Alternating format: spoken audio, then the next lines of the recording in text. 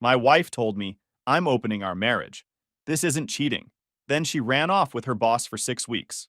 When she finally came home, screaming on my porch, the entire neighborhood ended up watching her meltdown.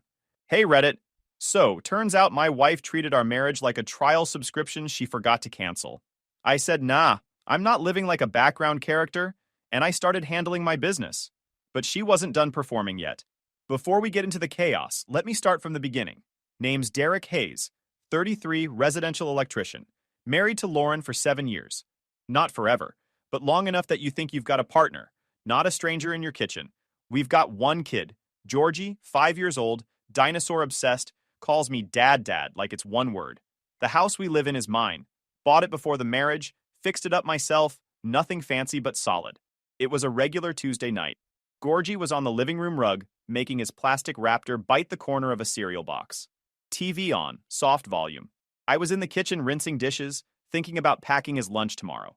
Quiet, normal domestic stuff. Lauren walked in like she had a scheduled announcement, leaned back against the counter, arms crossed, chin high. Before I even said anything, she hit me with, "Look, before you start, I'm going to be upfront. What I'm doing isn't cheating. I've decided we're in an open marriage now. You should at least appreciate that I'm being honest with you." Just like that. Not easing into anything. No conversation. No question. Just her speaking like she was updating her phone plan. I dried my hands. That so? Her face tightened like she expected me to throw myself on the floor crying. Yes, I'm telling you because I don't want drama. This is healthier. For both of us. Right, I said. You're opening the marriage. Very generous of you.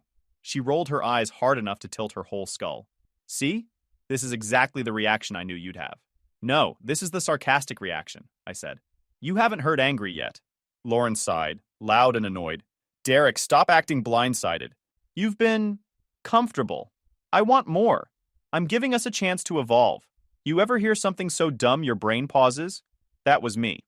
And I assume this evolution includes a specific person. I'm going on a 6-week work trip, she said, pretending she didn't hear me. I'm telling you ahead of time. With who? I asked, even though I knew. She answered like the name tasted expensive. Grant Holloway. I let that sit for a second. Grant, her boss. The same Grant who asked me if selling electrical components was fulfilling. In that way, people ask when they're really saying, I make more money than you. He always pretended I sold parts instead of wiring houses. That was the joke to him. So, I said, 6 weeks. With Grant. And you're calling it an open marriage. Yes, she said. I'm being transparent. You should appreciate that instead of attacking me. I laughed under my breath. Trust me, if I attack you, you'll know. Before she could jump into another speech, Georgie wandered in holding his dinosaur by the tail. Mommy, are you going on a plane? Instant switch. Lauren bent down, fake sweet smile, touched his cheek. Yes, baby. Mommy has a big trip. I'll bring you something special. He nodded and went back to his dinosaur battle. The moment he left the room, her sweetness shut off like a light. I looked at her. If you walk out that door with him, don't come back thinking everything's waiting for you. She blinked, surprised I wasn't folding. Why are you being like this? You're changing our marriage with a monologue, I said. Why are you being like this? Lauren scoffed, grabbed her phone, and headed upstairs. 10 minutes later, I heard drawers sliding, zippers, hangers clacking. She was packing fast, like she'd practiced this part. I stayed in the kitchen. No yelling, no chasing her upstairs, no, how could you? I wasn't giving her a scene she could blame me for later. She came down dragging a suitcase behind her. Makeup done, hair perfect. Smell like she was already stepping into a hotel lobby with Grant holding the door. She kissed Georgie on the head. Be good for Daddy, okay? He said, okay, without looking up from the TV. Then she turned to me for a goodbye kiss. I didn't move. She leaned in anyway and barely brushed my cheek. It felt like she was clocking out of a job. Don't act like this, she said quietly. I'm trying to do this the right way. There's no right way for what you're doing, I said. But keep pretending. She rolled her suitcase to the door. I opened it for her without a word. A sleek black town car idled at the curb, the kind Grant likes to send. The driver didn't make eye contact. Lauren walked straight to it, tossed her hair, didn't look back even once. I shut the door. Georgie was asleep on the couch, dinosaur tucked under his arm. I picked him up, put him in bed, and pulled the blanket over him. When the house finally went quiet, I sat at the edge of the couch, hands clasped, staring at the wall. Not heartbroken, not confused, just done. I wasn't going to fight for someone who just packed up and played me like a side character. She made her choice. I'd make mine next. A month before the open marriage speech, Lauren dragged me to her firm's annual dinner. One of those hotel ballroom events where everyone smells like money and ambition. Georgie was with a sitter, so it was just us. I wore a dress shirt that actually fit, tried not to look like the one guy who fixes outlets for a living in a room full of billable hours. Lauren looked good. She always did, but she also looked on, like she had something to prove that night. Not to me, but to the room. Then Grant Holloway walked in. You could hear it before you saw it. The fake laugh, the loud greeting, people suddenly standing straighter around him. He's the kind of guy who taps his watch on purpose just so you see the brand. He spotted us, smiled too big, and made his way over. "Lauren," he said, kissing her cheek like they were starring in some commercial. "You look incredible." He gave me the handshake where the other guy squeezes a little too hard, like he's testing your bone structure. "Derek, right? Good to see you again." "Yeah," I said. "Still alive." Shocking, I know. He smirked, already loving himself. Later, we were at the table and he said, loud enough for the associates to hear, "So Derek, you still doing that electrical thing? Must be nice not having real stress." People chuckled. Lauren laughed the hardest. I took a sip of water, wiped my mouth, and said, "Yeah, it's wild. I can actually sleep at night not worrying about who I stepped on to get promoted." Silence. A few eyebrows went up. Someone coughed. Grant's smile dipped for half a second. The waiter suddenly became very interested in refilling glasses. Lauren nudged me under the table. "Why would you say that?" she whispered. "Why would he?" I said. She didn't answer, just looked away. And that was the moment I felt something shift. A crack. Small, but real. 2 days later, Lauren had brunch with her work bestie, Vanessa Cross. Vanessa worked in another department, mid-30s, the type who talks like every conversation is a motivational podcast. Lauren came home from that brunch with a different kind of confidence. The someone just hyped me up for no reason type. She told me, "Vanessa says I need to stand up for myself more, that I shrink who I am when I'm home." "Shrink?" I asked. "Who told you that?" "She just sees things clearly," Lauren said. "She understands me." Vanessa had planted something. You could hear it in the way Lauren started quoting her like scripture. "Know your worth. Don't let anyone dim your shine. Men respect consequences." It wasn't Lauren's language. It was Vanessa's. And Lauren soaked it in like she finally found someone who agreed with everything she already wished was true. After the dinner, little things started stacking up. Lauren had late meetings twice a week. She turned her phone face down every time she set it on the counter. She bought new outfits that didn't match her usual style. More fitted, more polished, more deliberate. I asked once, calm, not accusing. "Everything okay with work? You've been out late a lot." She didn't hesitate. "You're being controlling. Vanessa said you might react like this." I blinked. Vanessa said, "She's just honest," Lauren said. "Not everyone is threatened by confidence." And there it was. Vanessa's voice coming out of my wife's mouth, packaged as self-improvement. I didn't argue. No point arguing with someone who thinks they're already the hero in a story someone else wrote. A few nights later, I met up with the guys. We'd been doing the same hangout for years. Cards, trash talk, wings, nothing deep unless it needed to be. Tyler, TJ. Red was the first to notice something was off. He's the chaotic one, the guy who's always in the middle of a breakup or a bad idea. "You've been quiet, man. That's not your brand." "Spill." I shrugged. Lauren's been weird since her office dinner, and since she started hanging with Vanessa. TJ pointed a wing bone at me. "Stop letting weird slide. Weird becomes disrespect, and disrespect becomes a hobby if you don't kill it early." Graham Pike, quiet as always, shuffled the deck and said, "If someone else is writing her lines, she's not thinking for herself. That's never a good pattern. Simple, dry, dead on." Julian Jules Mercer leaned back and watched me for a second. "You good, man? For real?" "I'm watching," I said, not reacting. "That's the right move," he said. "Just don't gaslight yourself. If it feels off, it's off." They didn't push, didn't make speeches. They just made space for me to see what was happening without doubting myself. When Lauren left for her 6-week work trip, the house didn't fall apart.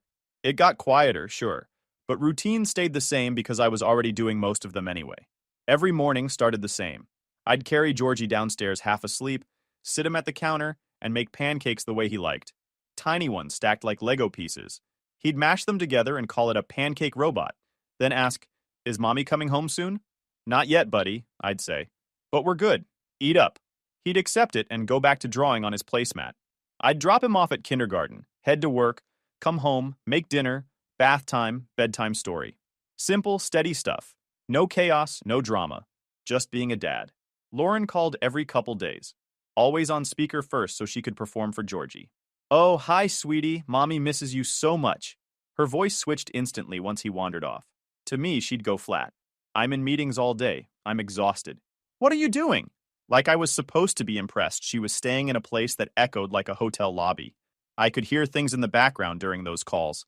Clinking glasses, loud people, music, laughing. She never mentioned where she was, and she always ended the call fast. Like talking to me was a chore she needed to check off her list.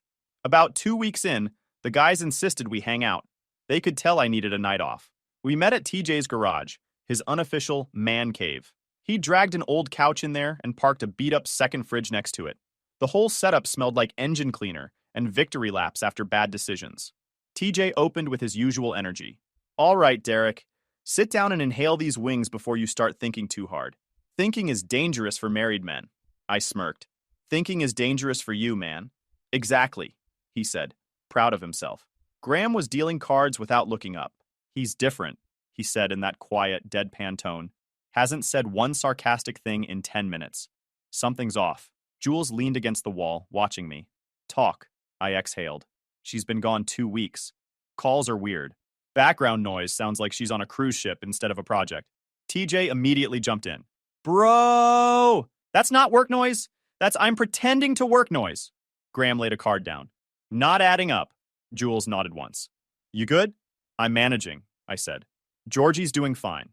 That's my focus." They didn't push more. They didn't make it dramatic. They shifted back into teasing each other like they always did, and it was the first time in weeks I felt normal. Then, 2 nights later, the truth showed up in the dumbest way possible. I was sitting on the couch after putting Georgie to bed, scrolling through my phone, when I saw a notification. "Lauren, I'm in the shower, give me 10. I'm wearing the black dress tonight." I just stared at it. No emotion, no panic, just clarity. A few seconds later, another message popped up. "Lauren, wrong person, LOL." That was it. No explanation, no apology, just lol, like she'd sent a grocery list to the wrong group chat. I didn't respond, didn't call, didn't blow up her phone demanding context. There was nothing to explain, nothing to debate. The message explained itself. Everything from the dinner, the late nights, the open marriage, Vanessa's slogans, it all lined up instantly. It wasn't confusion anymore. It was a map. I sat back and let the quiet settle, thinking about how Georgie had asked me that morning if Mommy was bringing home big presents, how he'd been fine as long as I was there, how steady things had felt with just us. This wasn't about being jealous or insecure. It wasn't even about Grant or the black dress. It was about stability, about what Georgie grew up around, about not letting someone rewrite my reality and hand it back to me with a smirk. I put my phone down, turned off the lamp, and looked at the hallway where Georgie's room was, his nightlight glowing under the door. I made a decision right there. No yelling, no chasing, no arguments. I wasn't competing for my own wife. I wasn't sharing my house. And I wasn't letting Georgie grow up watching his dad be a backup plan. If Lauren wanted a different life, she could have it. But she wasn't coming back to this one without consequences. By the time I went to bed, I already knew how I was going to move. Clean, smart, quiet, for me and for Georgie. The next morning, I called a lawyer. No drama, no threats. Just, "Hey, I need a consult about separation and custody." I booked an appointment for my lunch break the next day. The lawyer's office was quiet, not the intimidating movie version. A calm guy in his 40s named Patel brought me into a small conference room and laid things out like he'd done it 1,000 times. He went over the basics. Separation timeline. Clean, simple. No need to announce anything big right away. Temporary custody. Courts look at who's been the primary caregiver, who provides stability, and where the child has been living consistently. Child support. Formula-based. No point fighting numbers that already exist. Do not badmouth her to Georgie. Court hates that. Kids don't need to hear grown-up mess. Document everything. Dates, texts, missed calls, routines, all of it. Calm evidence beats emotional speeches. He told me straight, "You've been the day-to-day parent for weeks. Don't make it messy, and you'll be in a strong position." I nodded. Nothing about what he said shocked me. It just confirmed what I already knew. If this was going to become a custody conversation, I needed to be factual, not emotional. I left his office and started making lists. Not revenge lists, responsibility lists. I opened a note on my phone and started keeping track of Georgie's routines. Wake up time, school drop off, meals, bedtime. I saved our daycare messages, doctor visit reminders, and any communication showing who handled what. Not to weaponize it, but to show the truth. Lauren had been gone 2 full weeks and hadn't asked about anything real beyond whether Georgie still liked dinosaurs. The texts and call logs between her and me were already forming a timeline on their own. Her absence, her tone, the wrong person LOL. I didn't have to twist anything. I just kept the receipts. Next came the money.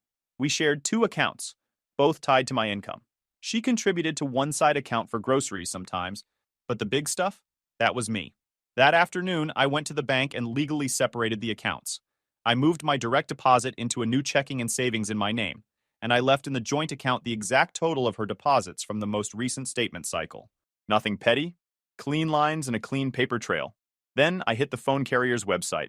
We were on a shared plan, mine originally. I removed her line. She had her own phone, her own funds, her own job. She could handle her own bill. It wasn't a punishment. It was a boundary. 2 hours later, she called from an unknown number. Probably Wi-Fi calling from the hotel. What happened to my phone service? She snapped, not even saying hello. You're welcome, I said. You shut my phone off. Are you insane? No, just tidy. You can't do that. I just did. She made a frustrated noise. I'm on a work trip, Derek. Sounds like something you should budget for. Put me back on the plan. No. Why are you acting like this? I gave her one line. Because I'm done paying for things you use to talk to other men. She gasped like I'd slapped her ego. I ended the call before she could start her usual performance. Over the next 2 evenings, I got to work on the house. Jules came by to help. No lecture, no pity, just rolled up his sleeves like a brother. Where you want me to start? He asked. Storage boxes in the basement, I said. Everything that's hers goes. He nodded. Simple. We boxed everything neatly. Clothes, shoes, makeup, photos she didn't bother taking with her. I wasn't trashing anything. I wasn't touching what wasn't mine. I was simply removing access. When the boxes were ready, we loaded them into a rented van. It took 2 trips, nothing crazy. We dropped everything at a storage facility 15 minutes away. I rented a unit under my name, added her as an authorized user, prepaid for 2 months, and wrote the gate code and unit number on a small card. No drama, no mess. Just boundaries. Back at the house, I changed the locks. Front door, back door, garage. Quick work, no stress. Jules handed me the next lock cylinder, like he was passing tools on a job site. You good? He asked. Better than expected. That's because you're doing this without turning it into a movie, he said. Later that night, TJ showed up uninvited, holding 2 bottles of soda like they were beers. Derek, my man, proud of you. I knew you had a spine, but this is premium grade. Graham stood behind him, as calm as ever. Don't let her emotional baiting get to you when she returns. Stay steady. I've got one priority, I said. Georgie. Good, Graham said. Everything else is noise. TJ leaned back in my chair like he owned it. Bro, I'm telling you, if you hadn't started cleaning house, she'd walk back in like she just came home from Pilates. You're finally setting the tone? He wasn't wrong. Jules clapped me on the shoulder once. You handled this clean. You're ready. And he was right. I was. By the time they left, the house wasn't just quieter. It was mine again. The longer Lauren stayed gone, the more obvious it became she wasn't missing anything at home. She kept posting pictures like she was a travel influencer, rooftop angles, city lights, fancy restaurants, sunsets reflected in wine glasses she cropped just right. Never a single picture of Grant Holloway, never anything that made it look like work. Just vibes. Her calls got shorter too. Barely a hello. She'd ask if Georgie was doing okay, then pivot into bragging about how productive the trip was. I could hear music, laughter, and plates clinking behind her. Work sounded a lot like nightlife. Whenever I told her we were good at home, she'd get annoyed, like she wanted me to sound miserable. One night she said, you should try being more supportive. Most husbands would be proud. For what? I asked. For letting me grow. Right, I said. That's exactly what I'm doing. She knew what that tone meant. She didn't like it. The call ended fast. Meanwhile, Vanessa Cross clearly had her hands in everything. Lauren started slipping lines into conversations like she was reading from a script. I'm learning to put myself first. You get reactive, Derek. This is healthy distance. Those weren't her words. Those were Vanessa's voice notes echoing through her. And Lauren definitely had a plan forming. I saw it in the little things she hinted at. Comments about testing communication, asking me questions that felt like traps, and suggesting she needed clarity when she got home. Vanessa was prepping her for a showdown, and Lauren was eating it up. At home, nothing changed. I kept Georgie's life steady. Kindergarten drop-off, dinner, bath, story, bed. He started wanting to sleep with his dinosaur guarding the pillow, in case mommy comes back tonight. I didn't correct him. No point in confusing a 5-year-old. One afternoon, I took him to the park. He sprinted straight to the slide, shouting, "Dad, Dad, watch this!" every 5 seconds. I sat on the bench and watched him climb, jump, run, repeat. He didn't ask about Lauren once. Halfway through, I realized I'd been doing everything alone for almost a month. Meals, bills, school, doctor forms, night wakings, all of it. And it wasn't heavy. It was normal. I was already a single parent most of the time. The only difference was now I wasn't pretending. A week later, the trio dragged me out to a late Saturday hangout.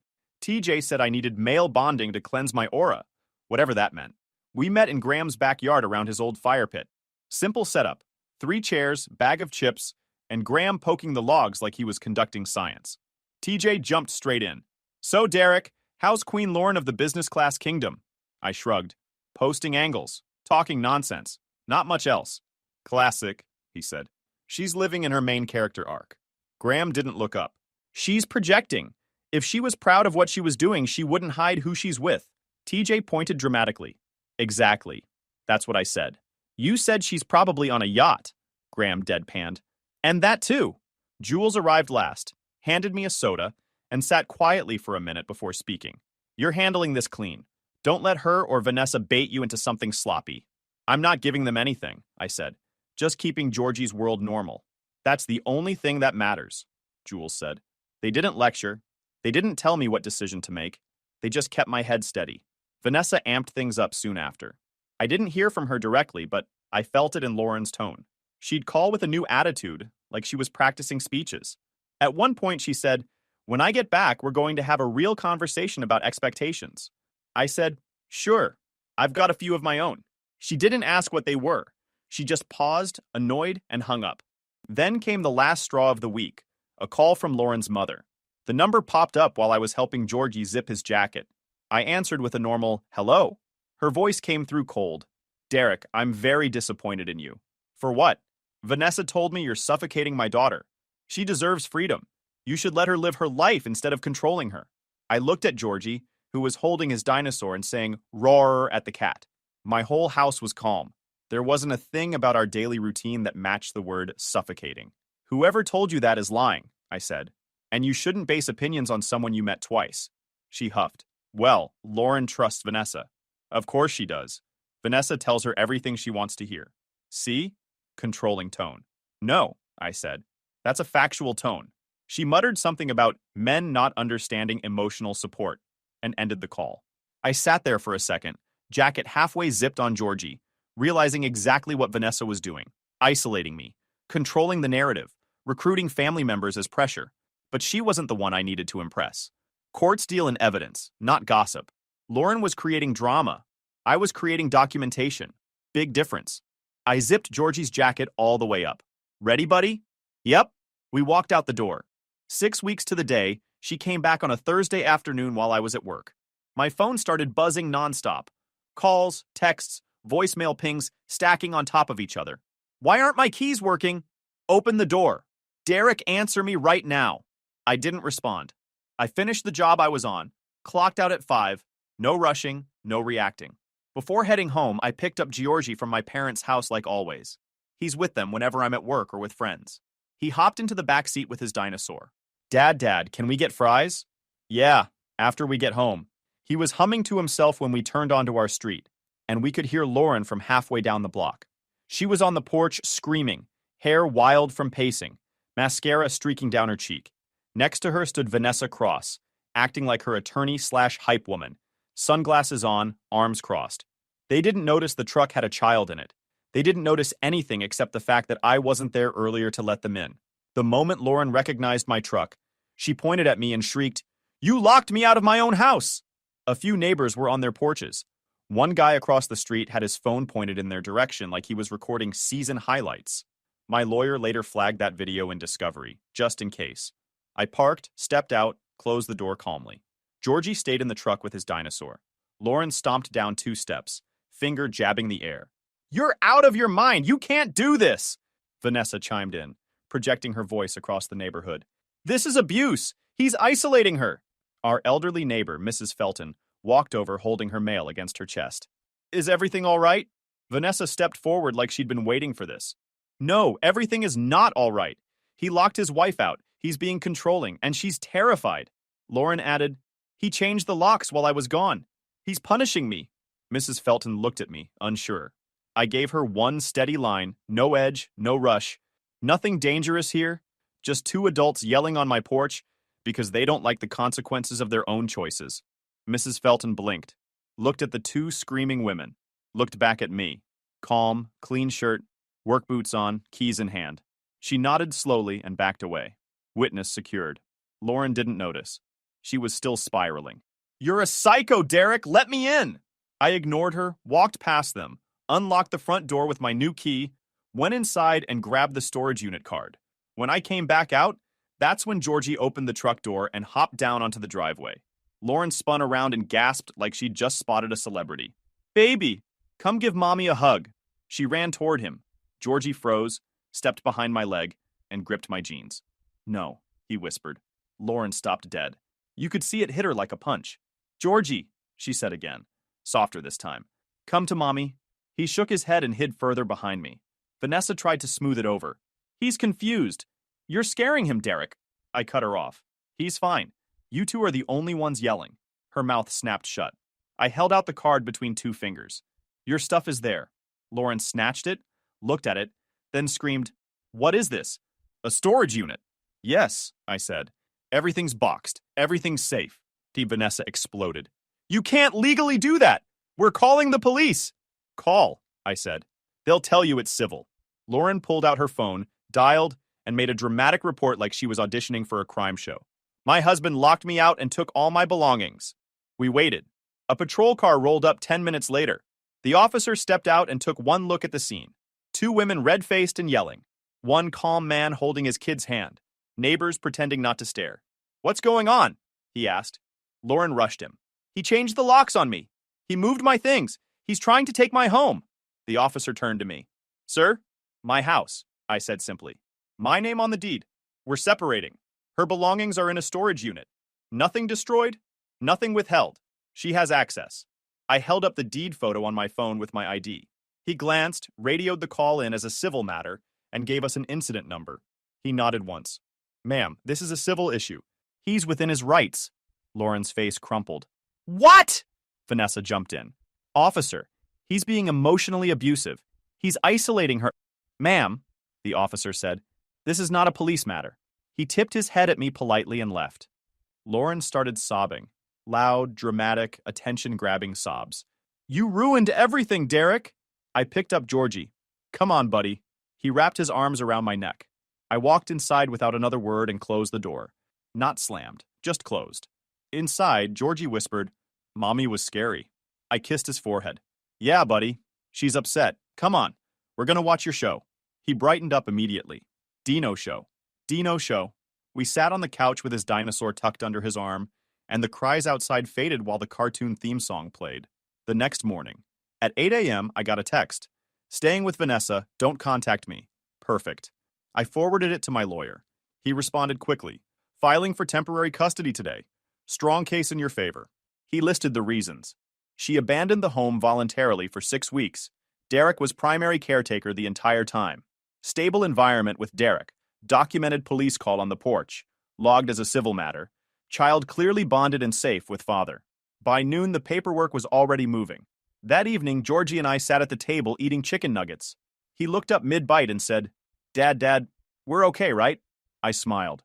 "Yeah, buddy, we're okay." And for the first time in months, it felt 100% true. The morning after the porch scene, Lauren must have tried to run to Grant for backup. I figured that out when an unknown number texted me around lunch. "Don't contact me again. Handle your home situation first. G.H. Short. Corporate. Ice cold." Exactly how a man responds when his affair partner suddenly shows up with consequences attached. I didn't reply. That message alone told me her fantasy tour with him had a hard stop. By mid-afternoon, my lawyer called. Temporary custody petition is already filed, he said. Given the past 6 weeks and what happened yesterday, I expect the judge to grant it without hesitation. Good, I said. I just want stability for my son. And you've provided it, he replied. That's what matters. While that was happening, Vanessa was busy burning her own reputation to the ground. Graham texted our group chat with a screenshot from someone we barely talk to anymore. Vanessa ranting about me in a long paragraph. Derek locked her out. He's dangerous. He's trying to steal their child. None of it matched reality. She just liked hearing herself talk. Then Jules sent another screenshot from his cousin. Vanessa recruiting like she was running a cult. We have to support Lauren. He's manipulating the narrative. She's scared. All while the footage in everyone's mind was 2 adults screaming on my porch, while I held a 5-year-old quietly inside. Later that evening, a text came in from an unknown number. Don't let Lauren contact my husband again. I put it together later. It was Sloane Holloway. Sloane, Grant's young wife. The one everyone assumed didn't know anything. Turns out she knew enough. There was no preamble, no fake sweetness, no passive voice. Just a simple instruction.